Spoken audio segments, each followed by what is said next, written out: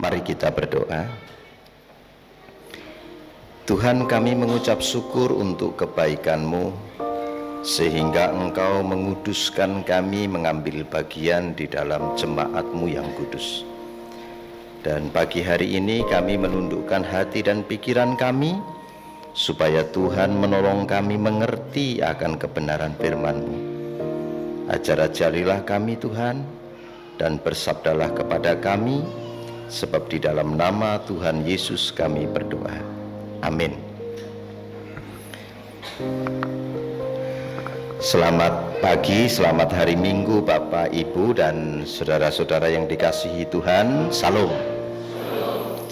Hari ini firman Tuhan diambil dari kitab Yesaya pasal yang pertama ayat 16 sampai ayat yang ke-20.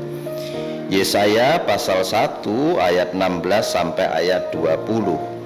Saya akan baca, demikianlah firman Tuhan dari Yesaya pasal 1 ayat 16 sampai ayat 20.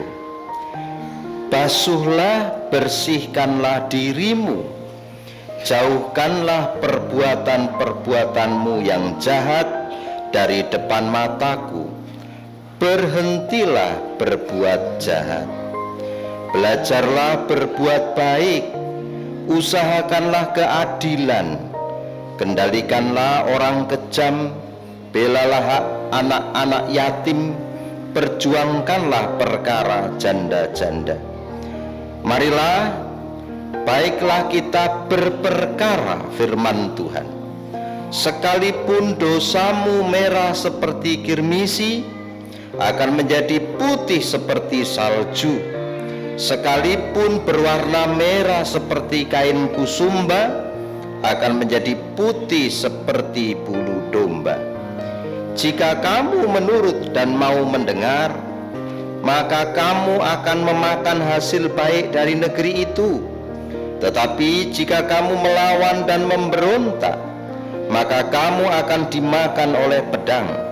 Sungguh Tuhan yang mengucapkannya. Amin. Hatamu ale Tuhanku arta siargananai. Hatamu ale Tuhanku arta siargananai. Sai paloko bai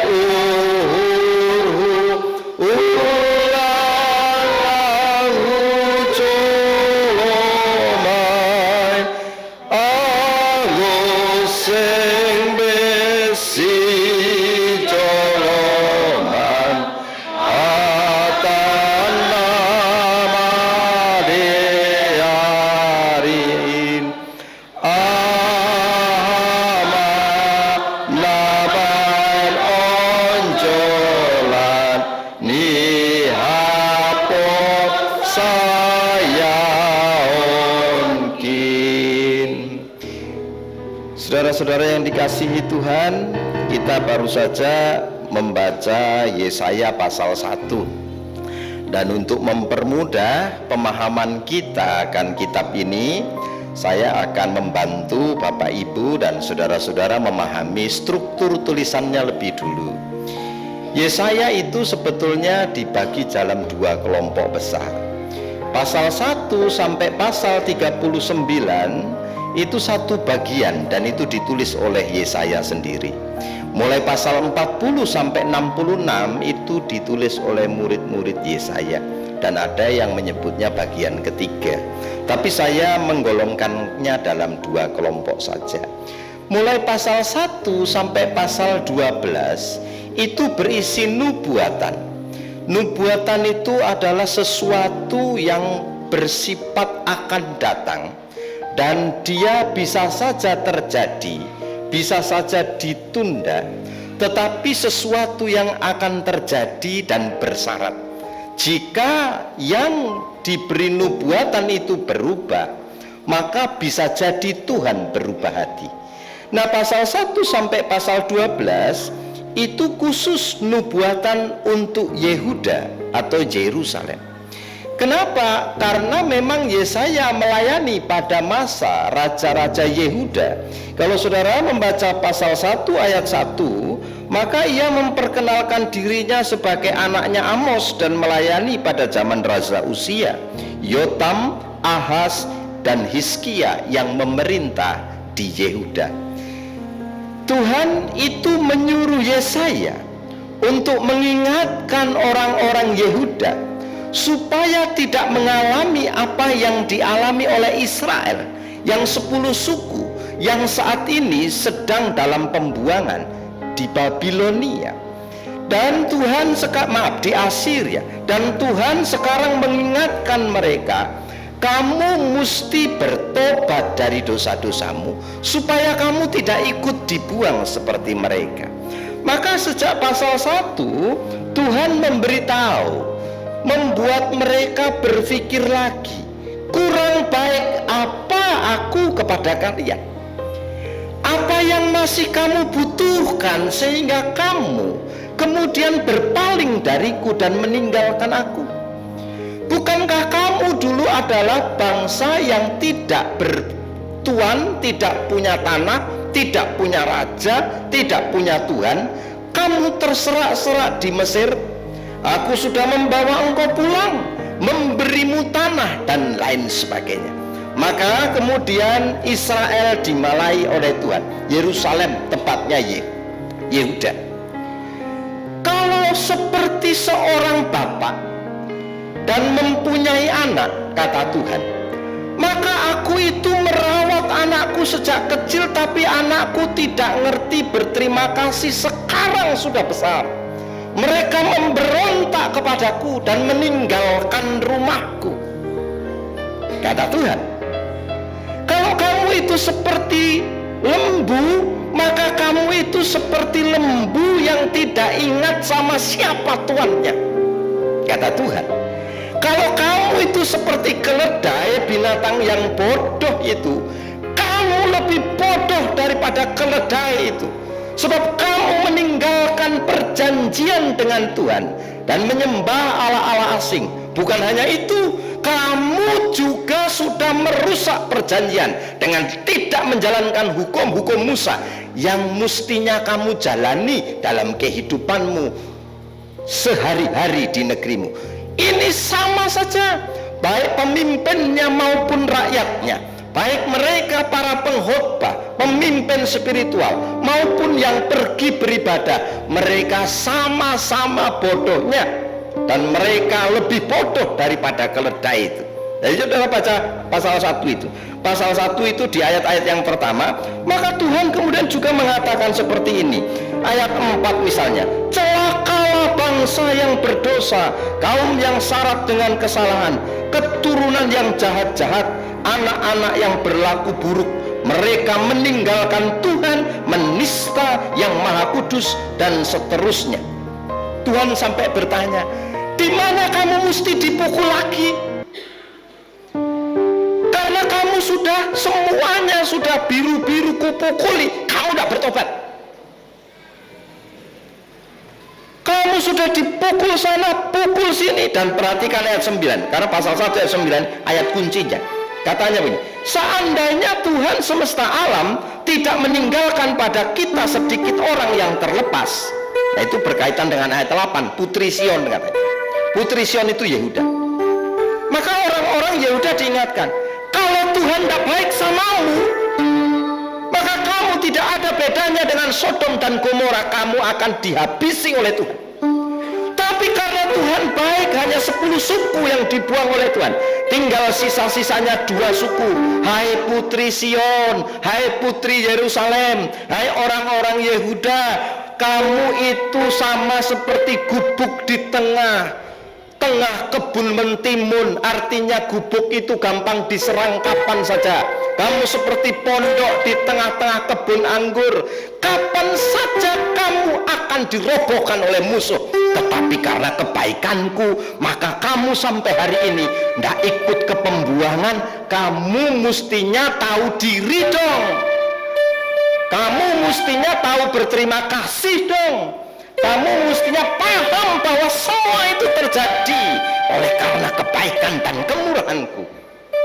Itu sebabnya di ayat yang ke-16 Tuhan mulai ngomong dengan keras.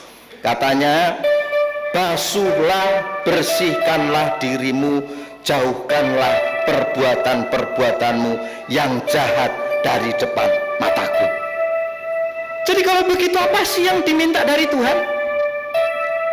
Apa sih yang diminta Tuhan dari hidupnya orang Israel, dari hidupnya saudara dan saya? Karena kalau saudara mengingat-ingat diri saudara, maka saudara mesti tahu diri betapa baiknya Tuhan. Kalau saya mengingat-ingat diri saya pun saya sadar diri, mestinya saya tidak bisa seperti ini. Saya dulu tidak orang yang mengenal Tuhan. Saya pengikut Sabto Darmo, saya pengikut Paguyuban Mesti Tunggal, saya pengikut agama-agama suku, walaupun KTP kami Muslim, tapi prakteknya hari-hari kami kejawen. Oleh karena kebaikan Tuhan, maka Tuhan memperkenalkan dirinya kepada saya. Saya mengenal Tuhan, lalu kemudian dibaptis tahun 97. Lalu kemudian saya diperlengkapi oleh Tuhan masuk sekolah teologi. Kalau tidak, saya di kampung saya, mungkin saya jadi petani dan mungkin rambut saya sudah putih semua, sudah jadi kakek-kakek saya, dan cucuku mungkin udah 2 gitu ya. Hidup miskin, kekurangan tidak akan jumpa kita. Tapi karena kebaikan Tuhan, saya diperlengkapi, dilatihnya, saya kemudian diberi oleh Tuhan kesempatan untuk melayaninya, dan kemudian Tuhan mengizinkan itu terjadi. Loh, kalau ingat itu, masa saya tidak bersyukur sama Tuhan? Bapak Ibu masih ingat dari mana kampung halaman Bapak Ibu dulu? Betapa menderitanya dulu itu masih ingat? Kalau sekarang seperti sekarang ini, bukankah ini kebaikan Tuhan? Ibu-ibu masih ingat dulu sebelum menikah, walaupun suamimu sekarang itu menjengkelkan, bandal sekali, ngoroknya pun kencang kali kalau malam, tapi bersyukurlah ada suamimu yang ngorok di sampingmu. Suatu hari kau akan rindu suara itu ketika dia sudah meninggalkanmu. Jadi nggak usah kau marahi terus suamimu itu. Asal dia tidak selingkuh, asal dia tidak pemabuk, asal dia tidak berjudi, biarlah dia baik-baik, sehat-sehat di rumah. Itu ya. Kalau marah jangan panjang kali supaya bapak tidak stroke. Ya, ibu-ibu ini nampak siapa yang pemarah dari depan. Kalau marah panjang-panjang kali, bikin orang suami-suami jadi takut pulang rumah. Nggak usah pulang kalau nggak bawa uang. Apa nggak pening suaminya? Kayak mana bawa uang? Dari mana bawa uang? Nah, ibu-ibu ini kalau suamimu pun pulang tak bawa uang, nggak usahlah kau marah kali. Bersyukurlah ada suamimu yang sudah ditinggal suaminya pun rindu dia suasana itu lagi. Gitu ya. Bilanglah terima kasih sama Tuhan. Masih ada tuh. Iya, saya mau menyampaikan hal yang sederhana tapi kadang-kala dilupakan orang. Saya bilang, loh kamu lupa, kata Tuhan sama orang Yehuda. Kamu tidak ingat lagi akan kebaikanku itu. Maka sekarang apa yang mesti kamu lakukan? Ayat 16. Basuhlah dirimu. Ini bicara tentang apa? Pertobatan. Bertobatlah kamu, tinggalkan segala macam kejahatanmu yang kau lakukan selama ini. Ini yang artinya basuh. Itu sebetulnya literalnya itu bersihkan tanganmu dari darah, noda darah. Karena tanganmu berdarah-darah dan kotor, hidupmu berdarah-darah dan kotor, maka Tuhan memerintahkan, sekarang basuhlah hidupmu itu. Dan tidak ada tempat membasuh itu kecuali Tuhan Yesus yang membasuh,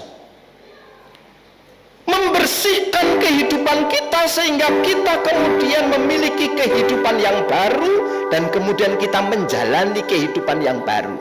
Maka Tuhan memanggil orang Israel, bertobat kamu. Jangan kau terus-teruskan menindas orang miskin. Jangan kau terus-teruskan membiarkan perkara para janda. Jangan kau terus-teruskan ibadah palsu. Saudara baca nanti pasal 1. Tuhan marah dengan persembahan, Tuhan marah dengan kebaktian, Tuhan marah dengan ibadah-ibadah itu, karena semua ibadah, kebaktian, tari-tarian yang dilakukan oleh orang Israel itu hanya hipokrisi, kemunafikan. Kau nyanyi tentang Tuhan baik, tapi kau tidak pernah melakukan kebaikan pada orang. Kau nyanyi tentang mengampuni lebih sungguh, mengampuni lebih sungguh. Musuhmu pun banyak. Kau berkata tentang Tuhan bahwa Tuhan itu Allah yang baik, yang murah hati. Kamu pun pelit sekali dengan apa yang kau punya. Maka Tuhan bilang, kamu hipokrit, kamu itu munafik. Kamu ngomongin Tuhan, nyanyi-nyanyi tentang Tuhan, tapi hidupmu tak sama dengan yang kau omongin, tak sama dengan yang kau nyanyikan. Maka bertobatlah. Bapak Inang yang dikasih oleh Tuhan, ini sebetulnya panggilan bukan hanya untuk orang Israel.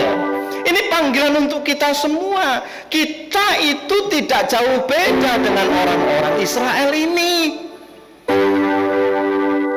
Apa yang kita lakukan dalam ibadah-ibadah ritual kita seringkali tidak sama dengan apa yang kita buat di luar sana. Apa yang kita yakini tentang Tuhan, yang kita sembah tentang Allah, seringkali itu tidak kita hidupi di luar gereja sana. Di sini ya kita ngomongin Tuhan, di luar sana kita sudah ngomong yang lain lagi dan menghidupi yang lain lagi. Di sininya kita bicara tentang kasihi sesamamu, bermurah hatilah kau, ingatkan kalau ada kawanmu yang salah, tegur dia. Itu katanya itu hanya dikatakan oleh orang-orang Israel itu waktu di Bait Allah. Mereka pikir kita kan anak-anak Tuhan, gak masalah, Tuhan pasti gak marah sama kita. Oh tunggu dulu, sekalipun kau orang Kristen, kalau kamu tidak bertobat, Tuhan akan kejar kamu. Jadi tidak sinkron antara apa yang diketahui dan apa yang dilakukan. Tidak sinkron antara ibadah dan kehidupan sehari-hari. Ini yang menyebabkan Tuhan panggil, you mesti bertobat. Tinggalkan itu dan hiduplah benar, karena kalau kau hidup benar, Tuhan akan mengampuni. Bapak Ibu yang dikasihi Tuhan, sekali lagi ini panggilan untuk kita semua. Jangan serius sekali lah, santai saja. Ya, santai saja. Kalau saya agak serius, Bapak Ibu nampak serius sekali. Jadi saya nampak kayak marah-marah. Tidaknya itu. Santai aja kita kan. Jadi ini untuk kita. Bahwasanya di dalam hati kita itu seringkali ada hipokrisi, ada kemunafikan, ada kepalsuan. Apa itu kepalsuan dan kemunafikan itu? Ya tidak sinkronnya antara pengetahuan kita tentang Tuhan dan ibadah-ibadah dengan kehidupan sehari-hari. Maka Tuhan kemudian memanggil kita bertobat. Yang di sini nampak baik-baik saja, ternyata di luar punya selingkuhan, kau bertobat. Bapak-bapak, kalau ada ya. Karena kadangkala perselingkuhan itu awalnya sederhana. Teman tapi mesra kan. Ya kalau bapak-bapak ada punya teman tapi mesra di kantor, you bertobat. Karena yang ke kantor itu lebih banyak waktunya di kantor daripada di rumah. Jadi kemudian di situ rawan, apalagi kalau sering pergi-pergi jauh-jauh, nginap-nginap itu. Ya ini kan tuntutan kerja, Pak, tidak boleh, tidak pergi. Ya pergi saja, yang penting hidup benar kau. Tapi kalau kau sudah mulai main-main dengan perempuan lain, bertobat kau. Tuhan akan mengejarmu, walaupun kamu sembunyi kemanapun, Tuhan akan tahu. Kalau Anda dokter, Anda dipanggil untuk menyembuhkan orang, bukan jualan obat. Kalau dokter cuma jualan obat, kau akan dikejar Tuhan supaya cepat kaya. Akhir tahun dapat bonus, mobilmu baru, rumahmu baru, karena jualan obat. Dokter dipanggil Tuhan untuk ngobati orang, bukan untuk jualan obat. Yang jualan obat tukang obat itu. Bertobatlah. Kalau kau guru, didiklah, tularkanlah hidupmu apa saja. Supaya apa? Supaya hidupmu dan penyembahanmu sinkron, dan tinggalkan segala sesuatu yang menyebabkan hidupmu itu hipokrit, munafik, palsu dan bohong. Lalap membicarakan tentang kasih, tapi rupanya ada di antara kita yang kita tinggalkan. Sebetulnya kita lalap bicara tentang mengampuni, kau pun bencinya sama seseorang sampai hari ini, dan kau sulit sekali mengampuni orang itu. Ada kemarahanmu yang belum beres, dan itu yang Tuhan bilang, kalau kau tidak basuh dirimu, nggak kau bersihkan dirimu, kau dikejar Tuhan. Yang anak-anak muda ini mana ini? Kalau kau main-main pacaran sama orang yang tidak kenal Tuhan, tinggalkan hari ini. Lebih penting Tuhan Yesus daripada laki-laki yang tak seberapa itu. Lebih baik kau tidak menikah tapi hidup di dalam Tuhan, daripada kau meninggalkan Tuhan dan tidak dapat apapun. Yang mulai pacaran itu ya, karena anak-anak muda saya ketemu banyak sekali, karena saya itu di konseling, jadi saya menangani banyak sekali kasus keluarga, kasus yang mau menikah lah, banyak sekali masalah di situ. Kemudian saya itu ya heran-heran ya, kenapa kok bisa begitu? Jadi orang ini ternyata bermasalah semua gitu ya. Kelihatannya baik-baik saja di Facebook, kelihatannya rukun di Facebook, tapi Facebook itu kan public room, itu ruang umum, maka di sana orang itu menampilkan the best image, the best possible image ya, gambar yang terbaik, nampaknya rukun, tapi di Facebook. Kalau sudah di rumah nggak gitu. Supaya apa? Supaya ditengok tetangganya di kampung sana itu rukun kali itu, di Medan tuh Parsimalingkar tuh mantap kali itu, padahal berkelahi terus dia di rumahnya. Itu kan bikin malu juga itu ya. Jadi bertobatlah ya Bapak Inang, ini untuk kita semua lah ya. Kayak saya ini hamba Tuhan, pendeta ini banyak ngomong firman Tuhan. Jadi saya sehari khotbah berkali-kali, nanti sore saya ke GPKP lagi ngomongin firman Tuhan. Mirip dengan ini tapi dari Yeremia. Mereka beda teksnya, saya pun heran. Biasanya enak kalau GPKP, GKPS, lalu kita khotbah bareng itu persiapannya satu Pak. Tapi ini kok beda mereka. Jadi loh kok beda Pak? Aku bilang sama mertua itu. Iya beda, Pak, kali ini beda kan? Wah, jadi saya harus dua persiapan ini. Jadi saya ngomongin firman terus ngomongin firman itu. Kadangkala jebakannya apa? Kemunafikan. Karena saya tahu banyak dan belum tentu saya melakukan itu. Saya mengerti tentang firman, belum tentu melakukan. Bapak Inang yang dikasihi Tuhan, mari kita basuh diri kita. Kitalah yang kemudian mengenali diri kita, menyadari diri kita di mana kita di hadapan Tuhan, dan betapa baiknya Tuhan atas hidup kita. Kalau ada yang tidak bersih dalam hatimu, bersihkanlah itu, sebab Tuhan akan mengejar kita. Kemana engkau akan lari kalau Tuhan mengejarmu? Yang pertama itu. Yang kedua itu, coba dua saja kok, kita tidak banyak ini. Ayat yang berikutnya, ayat yang ke-17. Belajarlah berbuat baik, usahakanlah keadilan. Kata belajarlah itu sebetulnya dari terjemahan Ibrani yang bagus sekali. Itu artinya diulang. Artinya kamu harus mengulang-ulang sesuatu sehingga menjadi kebiasaan. Kebiasaan apa? Kebiasaan melakukan yang baik. Jadi kemudian ternyata setelah orang Israel keluar dari Mesir, maka orang Israel diajari dua hal yang paling penting. Kamu harus memperjuangkan dua ini. Yang pertama namanya mispat, yang kedua namanya sadik. Mispat adalah keadilan. Keadilan itu apakah berkaitan dengan pengadilan? Ya, keadilan itu berkaitan dengan social order, tapi juga berkaitan dengan hukum-hukum aktif di pengadilan.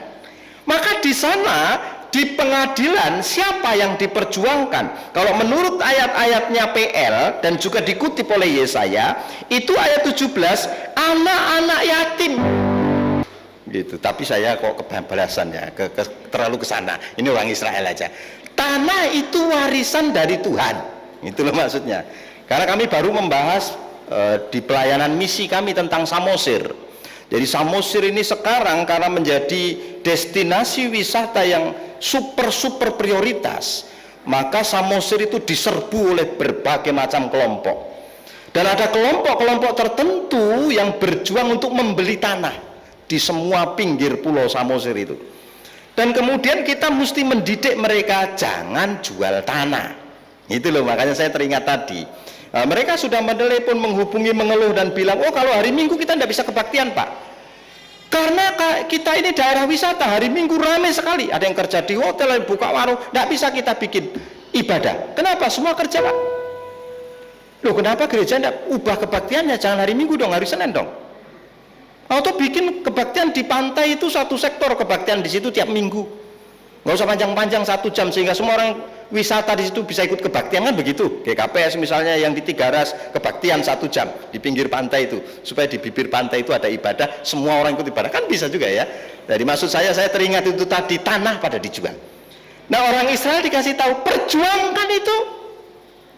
Karena itu haknya yatim piatu, mereka tidak ada papanya, tidak ada mamanya, tetapi mereka mesti menikmati tanah sebab tanah adalah milik warisan dari Tuhan.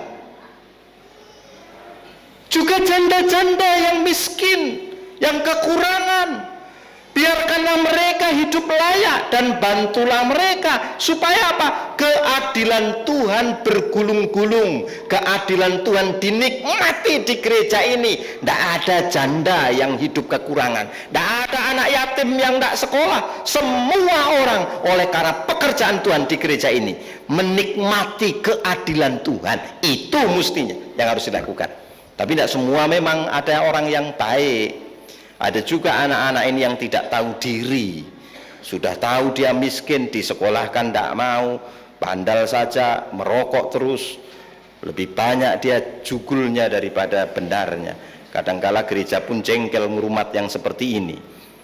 Tidak semua janda juga baik, ada janda yang bandal juga. Iya betul kan?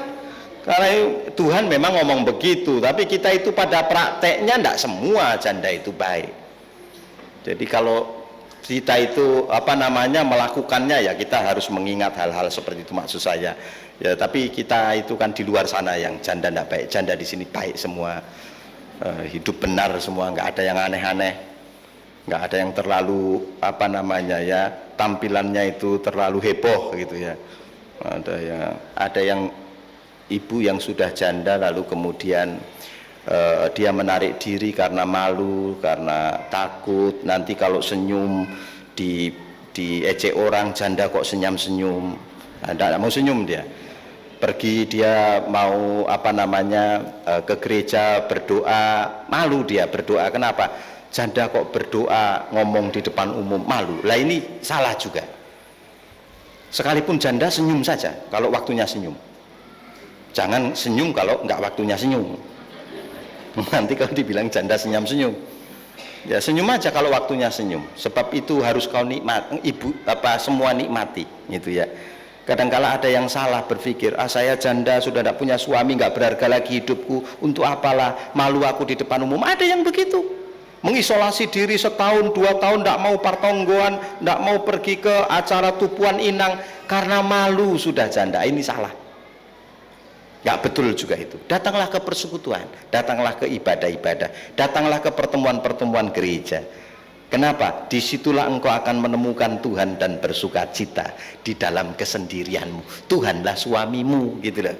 Tuhanlah yang akan menjaga dan memberkatimu. Dan percayalah, janda yang hidup benar, anak-anaknya tidak akan kekurangan. Mereka akan dipelihara Tuhan. Lebih banyak janda yang diberkati Tuhan, anak-anaknya nanti akan mempermuliakan mamanya kalau sudah dewasa. Jadi nggak usah takut, Tuhan itu adil gitu ya. Jadi ini panggilan Tuhan. Lalu kalau itu kita lakukan, ayat 18, ayat 18, baiklah mari kita berperkara, kata Tuhan. Ini bicara tentang pengadilan. Kalau kamu sudah bertobat, lalu hidupmu berubah, kau tinggalkan dosa-dosamu yang lama itu, lalu sungguh-sungguh mengikut aku, ayo kita berperkara, kata Tuhan di ayat 18. Lalu apa perkaranya? Begini, sekalipun dosamu merah seperti kermisi, tidak bisa lagi dibersihkan oleh kemampuan kita, akan dibuat oleh Tuhan putih seperti bulu domba. Tuhan adalah Allah yang bisa mentransform hidup kita, maka sekotor sejorok apapun keberdosaan kita, kalau kita balik kepada Tuhan, maka kita akan dikuduskan lagi oleh Tuhan. Tuhan itu panggil-panggil kita, pulang anakku, pulang. Tapi kita yang selalu meninggalkan rumahnya Tuhan. Tuhan cari lagi, bawa pulang. Tapi kita yang pikir lagi meninggalkan Tuhan. Dan ini final call, ini panggilan terakhir. Kalau you tidak pulang kali ini, habis kamu. Saya akan marah betul. Nanti setelah khotbahnya Yesaya, maka Yehuda dibuang ke Babilonia 70 tahun. Habis mereka di sana. Jangan pikir Tuhan tidak akan menghukummu dan kamu menikmati dosa hari ini. Jangan pikir Tuhan tidak mengetahui engkau sembunyi di mana dan engkau menyimpan dosa di sana. Jangan pikir semua orang tidak tahu, semua bisa kutipu. Tuhan tidak bisa ditipu. Jangan pikir semua orang tidak melihatku, tidak ada saksi mata. Tuhan saksi matamu. Dan dia yang mengawasimu, dia akan mencarimu kalau kau nggak bertobat. Dibuat oleh Tuhan. Tuhan akan marah dengan kita.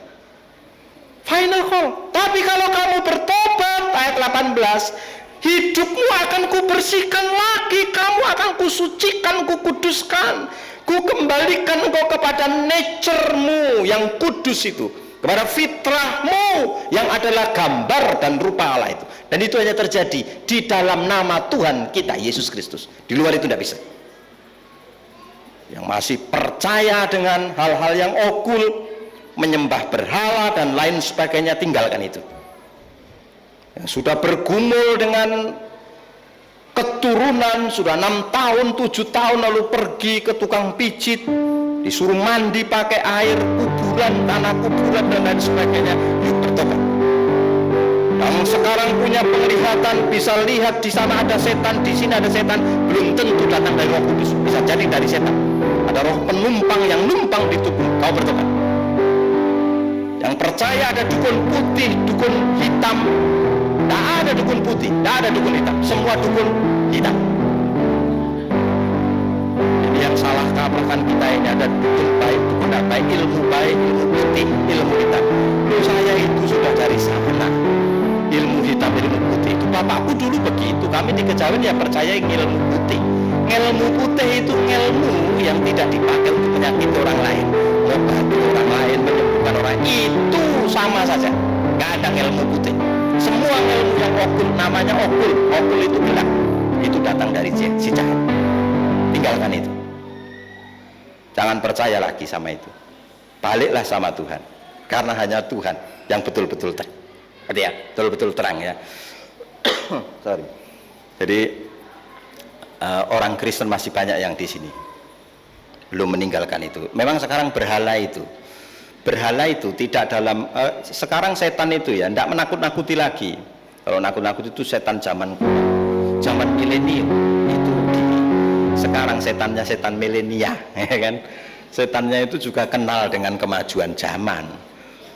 Keluar masuk TV setan sekarang. Tapi pekerjaannya setan itu apa? Membohongi, menipu, menyesatkan, dusta. Kan itu. Kenapa? Katanya Yohanes pasal 4 ayat 44, setan itu adalah pendusta, bapa segala dusta. Kalau dia ngomong tentang dusta, dia ngomong dari dirinya sendiri. Kenapa? Ya karena tidak ada kebenaran dalam dirinya, yang ada hanya dusta. Maka setan suka mendustai, suka membohongi, suka menipu. Ingat waktu Adam dan Hawa jatuh dalam dosa, apa yang dilakukan setan? Gampang, dia mendustai, membuat ragu. Tuhan kan ngomong begini kan, padahal nggak begitu. Buah ini kan nggak boleh kau makan kan? Lalu kemudian dia bilang, oh semua boleh di taman ini kecuali yang ini. Lalu kemudian setan bilang, enggak, kalau kau makan itu kau nanti tahu akan yang baik dan yang jahat. Padahal Tuhan bilang, kalau kau sentuh itu kau nanti akan mati. Diubah-ubah sedikit sama. Makanya sekarang dukun pun pakai Alkitab. Anda berobat didoakan dulu. Dan percaya sama saya, hati-hati dengan yang itu. Karena banyak dukun pakai itu. Enggak kok Pak, didoakan dulu Pak, sebelum didoakan lalu baca Alkitab. Sejak dulu setan pakai kitab suci. Jadi setan juga bisa saja sekarang pakai kitab suci. Yang suka pergi ke pendoa syafaat yang benar itu belum tentu itu pendoa syafaat yang benar. Karena banyak juga saya ketemu aduan, ada jemaat-jemaat kita orang GKPS yang suka pergi ke pendoa syafaat. Ya, lalu di sana didoakan, minta berkat, minta sembuh, minta macam-macam. Apa salah berdoa? Enggak salah, betul. Tapi kalau doanya bersyarat, salah itu, enggak betul itu. Jangan datang hari Kamis jam 10. Kenapa? Dia sedang ada waktu khusus untuk berdoa sama Tuhan sendirian. Belum tentu dia berdoa sama Tuhan sendirian. Jangan-jangan dia sedang semedi, baca mantra dia. Itu loh. Jadi saya ketemu dengan banyak sekali keluhan, dan saya mengingatkan kita jangan ada yang seperti itu, gitu ya. Banyak pendoa syafaat. Saya ketemu dukun yang bisa menyembuhkan orang. Saya tanya, caramu kayak mana? Gampang bang, kayak mana caranya? Ku panggil dia, roh pendampingku di sini, lalu bilang, oh, gelar tikar dulu kita. Tikar yang itu, tilam yang di sulam itu loh, apa itu namanya? Tikar yang punyanya orang Simalungun itu, yang duduknya raja-raja itu ya. Nah, kalau kita bikin acara duduk situ. Lalu dia pakai porsa. Lalu rohnya datang di sini. Lalu roh itu yang akan bilang kepada adik ini adik yang kami layani. Lalu dia bilang begini, ajak berdoa. Berdoa. Adik itu bilang, ayo kita doa dulu. Doa. Ajak baca kitab suci. Baca kitab suci. Padahal roh pendamping yang ngomong. Lalu kemudian dia bilang, suruh beli air aqua. Beli aqua dia. Beli aqua ya, nanti bawa sini, oke. Lalu aquanya itu didoakan, ditiup 3 kali, fuh, bawa pulang. Nanti kamu jadi PNS, jadi kepala sekolah, kamu nanti jadi kemudian naik jabatanmu jadi kepala biro, kepala unit. Itu adik yang kami layani. Kerjaannya begitu, menipu pakai setan. Makanya Tuhan bilang, bertobatlah. Yang sembunyi-sembunyi masih melakukan itu, tidak ada tempatmu sembunyi. Tuhan cari, nanti Tuhan dapatkan kau. Dan kalau tidak bertobat, Tuhan marah. Ayat terakhir, ayat 19-20. Jika kamu menurut dan kamu mendengar. Perhatikan, nurut dan dengar.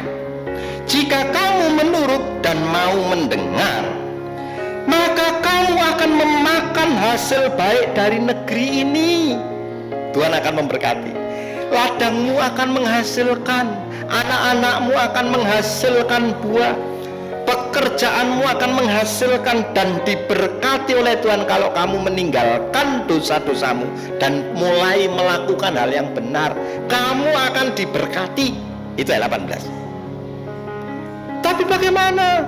Makin hari kurasa ingin dekat dengan Tuhan, makin banyak tantangannya. Betul, Tuhan tidak akan membebas kita dari tantangan. Aku sudah makin seringnya Pak berdoa, lalap martonggo, nggak ada jalan keluar dari Tuhan. Tunggu dulu, mungkin Tuhan sedang menunda. Tapi kalaupun tak dijawab, berdoa itu baik. Lanjut terus berdoa. Jadi jangan kemudian putus asa. Ayat terakhir, tetapi ini penutupnya. Jika kamu melawan dan memberontak, maka kamu akan dimakan oleh pedang. Sungguh Tuhan Yahweh yang mengucapkannya. Ayat 20 ini penutupnya.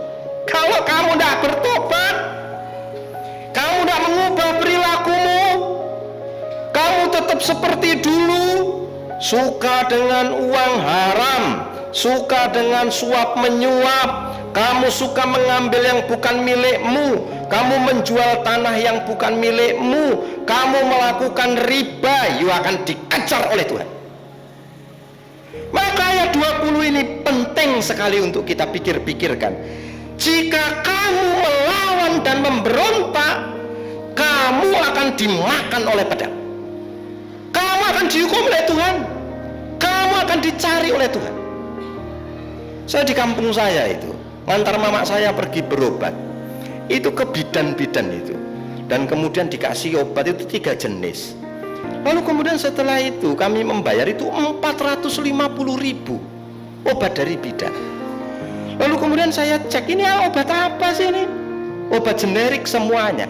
Itu obat-obat dari puskesmas yang tidak habis, dibawa pulang sama bidan ini, dijual mahal sekali sama orang-orang kampung itu.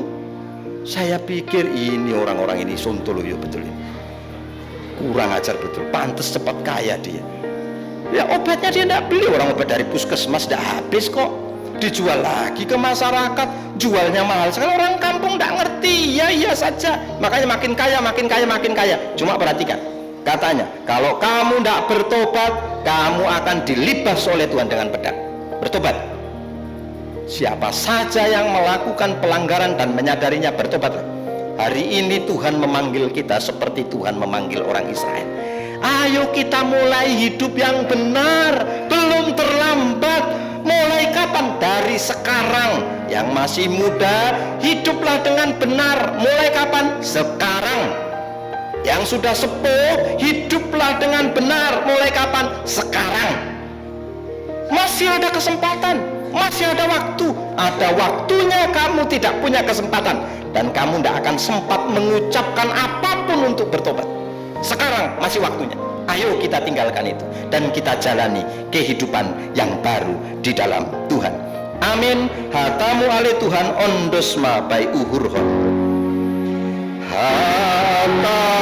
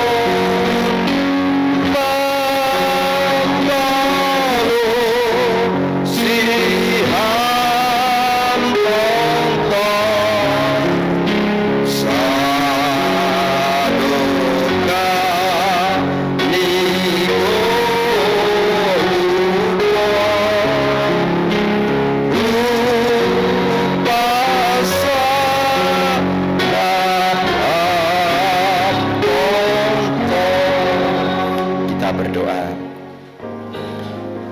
Itulah doa kami Tuhan, itulah pengakuan kami.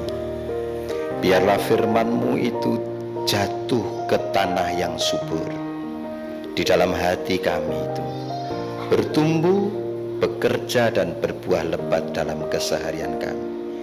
Terima kasih untuk firman-Mu yang mengingatkan kami untuk kami kembali kepada Tuhan, meninggalkan perjalanan hidup kami yang lama itu dan memulai perjalanan yang baru dengan Tuhan.